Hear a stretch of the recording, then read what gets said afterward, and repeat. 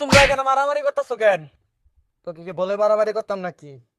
ভাই, মানুষকে মারা ঠিক না। কোনটা ঠিক কোনটা বেঠিক তোর আমাদের শিখতে হবো নাকি?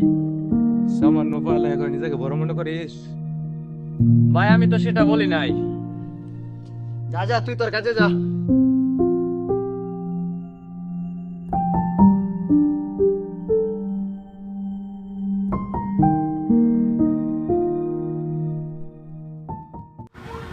দোস্ত, আজকে যে আমাদের পিকনিকের যে আয়োজনটা করা হয়েছে সেখানে কিন্তু আলামিনকে রাখতেই হবে।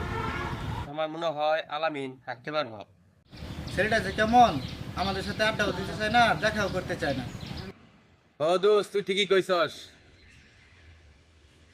ওই তো আলামিন আসতেছে।